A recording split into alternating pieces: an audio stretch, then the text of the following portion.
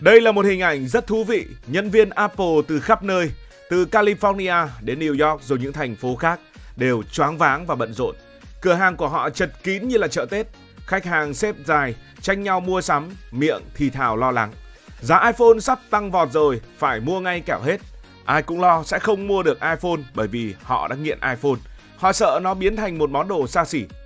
iPhone, con cưng bán chạy nhất của Apple, gần như đều được sản xuất tại Trung Quốc, nơi đang hứng chịu mức thuế khủng mới nhất là 125%. Chính vì thế, cảnh tượng người Mỹ chạy đua mua iPhone không chỉ là một cơn sốt mua sắm, mà còn là một phần trong bức tranh thuế quan giữa Mỹ và Trung Quốc, một phần rất nhỏ trong bức tranh này mà thôi.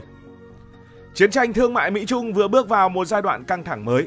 Ông Donald Trump tuyên bố sẽ đánh thuế hàng Trung Quốc 104%, trong khi Trung Quốc chỉ mất chưa nửa ngày sau tung đòn trả đũa mạnh mẽ, áp mức thuế 84% lên hàng hóa Mỹ. Thật là không thể tin nổi.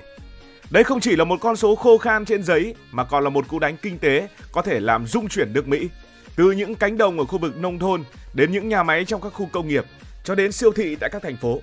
Và cuộc chiến này không chỉ xoay quanh tiền bạc hay hàng hóa mà còn là trận đấu địa chính trị trên bản đồ thế giới. Mỹ đã ra đòn đầu tiên 104% với hàng hóa Trung Quốc. Trung Quốc đáp trả 84% với hàng hóa từ Mỹ. Vậy nước Mỹ sẽ thiệt hại ra sao? Trước hết hãy nói về người dân Mỹ, những người tưởng chừng không liên quan trực tiếp đến thuế 84%, nhưng thực tế lại chịu ảnh hưởng gián tiếp rất nặng.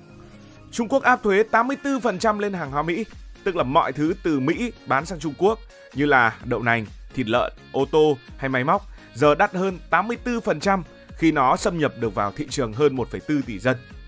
Điều này không làm giá hàng trong siêu thị Mỹ tăng ngay lập tức, nhưng lại đánh vào thu nhập của những người sản xuất ra chúng. Từ đó kéo theo một hệ lụy dây chuyền, một chuỗi domino. Ví dụ khi nông sản Mỹ như là đậu nành hay là thịt lợn bị áp thuế 84%, Trung Quốc chắc chắn là sẽ giảm mua hàng từ Mỹ. Họ quay sang mua từ những nước khác, có Brazil, có Argentina. Người nông dân Mỹ sẽ mất thị trường và tất nhiên thu nhập sẽ giảm. Các thị trấn nông nghiệp ở Iowa hay là Nebraska sẽ rơi vào khó khăn. Những gia đình này sẽ phải cắt giảm chi tiêu, họ sẽ đi ăn ngoài ít hơn, ít mua sắm hơn hay thậm chí là không sửa chữa nhà cửa. Và hiệu ứng domino sẽ nhanh chóng lan rộng. Các cửa hàng nhỏ sẽ vắng khách, công nhân xây dựng sẽ mất việc và nền kinh tế tại các bang vốn phụ thuộc nhiều vào nông nghiệp xuất khẩu sang Trung Quốc sẽ bị chậm lại. Một báo cáo từ Tech Foundation từng ước tính rằng trong các đợt thuế trước, tức là 25% vào giai đoạn 2018-2019, thiệt hại gián tiếp từ mất thị trường đã làm mỗi gia đình Mỹ phải tốn thêm vài trăm đô la Mỹ mỗi năm do kinh tế suy giảm. Bây giờ, với cái mức 84% mà Trung Quốc áp đặt, con số này có thể lên đến cả 1.000 đô la Mỹ hoặc thậm chí là nhiều hơn. Chưa hết, thuế 84% mà Trung Quốc áp xuống còn làm giá nguyên liệu trong nước Mỹ giảm, bởi vì hàng tồn kho đang chất đống, ai cần đến nguyên liệu làm cái gì? Khi mà đậu nành ngô không bán được, giá nông sản chắc chắn là sẽ xuống, ảnh hưởng đến cả người tiêu dùng Mỹ. Ví dụ, một người đi siêu thị có thể thấy giá thịt lợn hay là đậu nành rẻ hơn đôi chút, nhưng cái giá rẻ đó không phải là tin vui. Nó phản ánh nỗi đau của người nông dân và sự suy yếu của nền kinh tế Mỹ. Người dân Mỹ dù không trả thuế 84% trực tiếp, vẫn cảm nhận được cú đánh này qua ví tiền teo tóp và cuộc sống của họ sẽ trở nên bấp bênh hơn. Và hệ quả ở đây không chỉ là tiền bạc. Những cái thị trấn nhỏ ở vùng Trung Tây, nơi cả cộng đồng sống nhờ nông nghiệp sẽ vắng vẻ hơn, bởi vì không có việc để làm. Thế là những người trẻ phải bỏ đi tìm việc ở những thành phố lớn. Các cửa hàng máy móc nông nghiệp, những quán cà phê hay là những trường học đều chịu ảnh hưởng khi mà tiền không còn chảy vào và nhu cầu chi tiêu của người dân buộc sẽ phải cắt giảm. Lúc này thì chính phủ Mỹ sẽ phải bơm trợ cấp như đã làm vào năm 2018. Lúc đó họ bơm 12 tỷ đô la Mỹ. Nhưng với quy mô thuế 84%, số tiền cần thiết chắc chắn không chỉ là 12 tỷ đô la Mỹ mà chính phủ Mỹ có thể sẽ phải bơm đến 20-30 tỷ đô la Mỹ mỗi năm. Đây là một gánh nặng rất lớn cho ngân sách liên bang. Nông nghiệp Mỹ từng là niềm tự hào với những cánh đồng vàng rực, giờ đứng trước nguy cơ suy yếu nghiêm trọng vì cú đánh từ Trung Quốc. Còn về công nghiệp, các doanh nghiệp này của Mỹ chắc chắn không thoát khỏi ảnh hưởng của thuế 84%. Ngành công nghiệp ô tô ở Detroit, biểu tượng của sức mạnh sản xuất Mỹ, là một nạn nhân rất lớn. General Motors, viết tắt là GM, và Ford xuất khẩu hàng chục nghìn xe sang Trung Quốc mỗi năm. Từ những chiếc xe SUV rất vững chắc đến những chiếc xe bán tải hầm hố.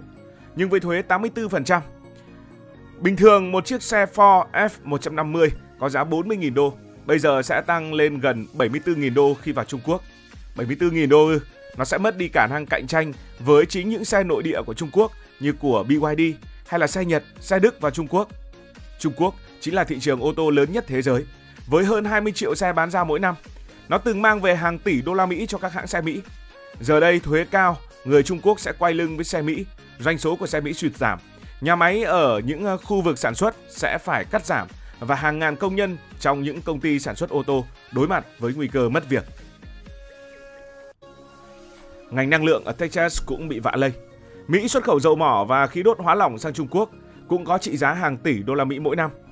Thuế 84% làm khí đốt hóa lỏng ở Texas đắt hơn nhiều so với việc Trung Quốc bây giờ sẽ mua khí từ Qatar hay là Úc. Các giàn khoan ở vịnh Mexico vốn hoạt động hết công suất để phục vụ xuất khẩu, giờ có thể sẽ phải chạy chậm lại, thậm chí là ngừng chạy, kéo theo hàng trăm nghìn công nhân dầu khí mất việc. Theo Hiệp hội Dầu khí Mỹ, Trung Quốc từng chiếm đến 20% xuất khẩu khí đốt hóa lỏng của nước này. Với thuế 84%, con số này có thể tụt xuống gần như là bằng không, làm ngành năng lượng Mỹ mất đi nguồn thu lớn và ảnh hưởng đến cả giá dầu tại chính nước Mỹ. Rồi cả những doanh nghiệp nhỏ tại các bang như là Ohio hay Pennsylvania. Đây là những nơi chuyên xuất khẩu máy móc công nghiệp và thiết bị y tế sang Trung Quốc. Họ cũng chịu thiệt hại. Một công ty sản xuất dụng cụ phẫu thuật vốn bán hàng triệu đô la Mỹ mỗi năm cho bệnh viện Trung Quốc, giờ sẽ thấy đơn hàng của mình biến mất vì thuế lên đến 84%. Trung Quốc không muốn mua nữa. Họ không đủ sức để cạnh tranh với chính hàng nội địa Trung Quốc hay là những sản phẩm từ châu Âu. Không bán được hàng rồi lại sa thải nhân viên hoặc là đóng cửa. Vậy là hiệu ứng domino lại lan rộng. Mất việc làm, thu nhập gia đình giảm, các thành phố công nghiệp vốn đã chật chội lại thêm một lần khốn khó. Nước Mỹ vốn tự hào về công nghệ. Ngành công nghệ dù không xuất khẩu nhiều sang Trung Quốc cũng chịu ảnh hưởng gián tiếp. Khi Trung Quốc trả đũa bằng thuế 84% thì họ sẽ có quân bài của mình, đó chính là đất hiếm. Họ sẽ ít xuất khẩu đất hiếm sang Mỹ. Đây là thứ nguyên liệu mà Mỹ phải nhập 80% từ Trung Quốc để làm gì? Để làm pin, để làm chip, để làm thiết bị quân sự. Những công ty như là Tesla ở Texas hay là Intel ở Oregon hay là Apple ở California sẽ phải đối mặt với chi phí sản xuất tăng vọt nếu mà thiếu đất hiếm. Làm giá xe điện, giá laptop tăng, giá điện thoại tăng và khả năng cạnh tranh với đối thủ toàn cầu giảm sút. Một cú đánh 84% từ Trung Quốc. Vì thế, không chỉ làm tổn thương doanh nghiệp xuất khẩu mà còn đe dọa đến cả chuỗi cung ứng của toàn nước Mỹ. Như vậy là chúng ta đã có những bức tranh với từng chi tiết một. Giờ hãy thử lắp ghép vào xem thế nào. Nhìn rộng ra cả nước Mỹ, thuế 84% từ Trung Quốc là một cú đấm vào nền kinh tế số 1 thế giới. Các dự báo cho rằng nếu Trung Quốc duy trì mức thuế này, xuất khẩu Mỹ sang Trung Quốc trị giá hơn 330 tỷ đô la Mỹ mỗi năm có thể giảm 70 cho đến 80% và nó khiến cho GDP của nước Mỹ cũng giảm khoảng 0,9% trong dài hạn. Nước Mỹ sẽ đón chào những công nhân thất nghiệp, những nông dân thất nghiệp, hơn 700.000 việc làm toàn thời gian, từ những người nông dân trồng ngô đến những công nhân trong các nhà máy sản xuất ô tô có nguy cơ không có việc gì để làm. Mất thị trường Trung Quốc không chỉ là mất tiền mà còn làm giảm niềm tin vào kinh tế của Mỹ. Các nhà đầu tư ở phố Wall, từ quỹ hưu trí đến tỷ phú, lo lắng khi cổ phiếu của GM, của Ford hay các công ty nông sản lao dốc, kéo theo sự bất ổn trên thị trường tài chính. Hàng tồn kho cũng gây áp lực lên giá cả tại chính nước Mỹ. Đậu nành, ngô, thịt lợn không bán được thì giá trong nước phải giảm và làm nông dân và doanh nghiệp sẽ thua lỗ. Ngân sách chính phủ sẽ phải chi thêm hàng chục tỷ đô la Mỹ để trợ cấp cứu họ. Nhưng nợ công của nước Mỹ vốn đã rất lớn sẽ phình to, đe dọa sự ổn định lâu dài. Ngân hàng Trung ương, Fed có thể giữ lãi suất thấp để kích thích kinh tế, nhưng điều này lại làm đồng đô la Mỹ yếu đi và khiến hàng nhập khẩu của Mỹ đắt hơn, đẩy lạm phát tăng lên. Và chuỗi cung ứng toàn cầu cũng sẽ bị gián đoạn. Mỹ từng dựa vào Trung Quốc không chỉ để bán hàng mà còn để mua linh kiện giá rẻ. Khi Trung Quốc trả đũa bằng thuế 84%, họ có thể hạn chế xuất khẩu dược phẩm, thứ mà Mỹ đang nhập 70% từ Trung Quốc, làm những bệnh viện ở nước Mỹ, những bệnh viện ở Boston hay Los Angeles sẽ thiếu thuốc. Những nhà máy ở Georgia vốn dùng nguyên liệu của Trung Quốc cũng sẽ đình trệ. Kinh tế Mỹ như một cỗ máy khổng lồ đang chậm lại vì mất đi một bánh răng quan trọng và nó được bôi trơn từ chính Trung Quốc.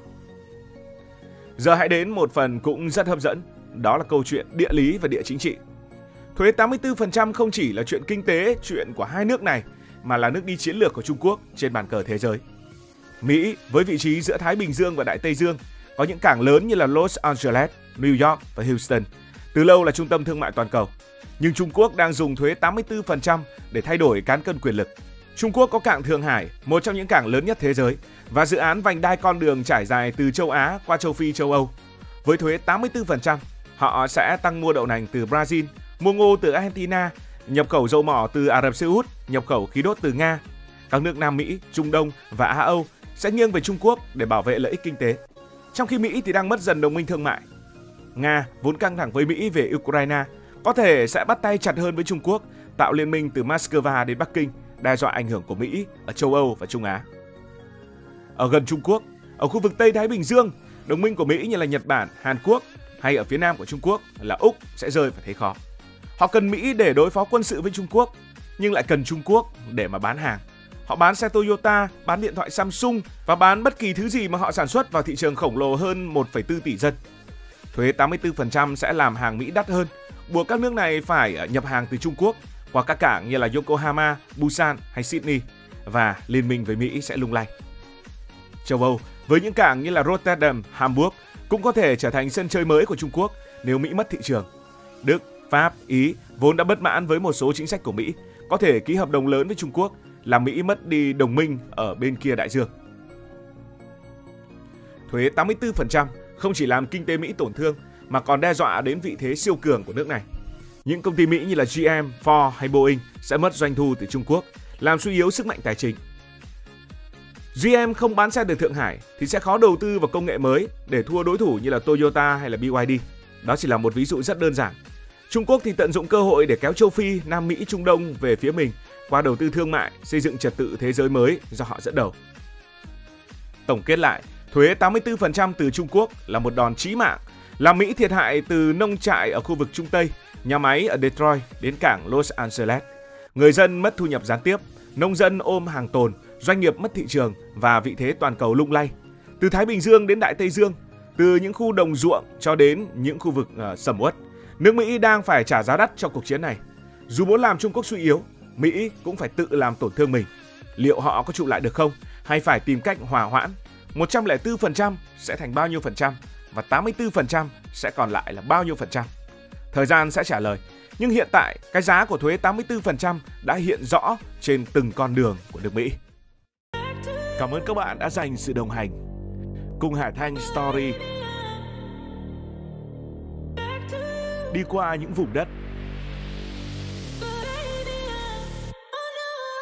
khám phá những điều mới.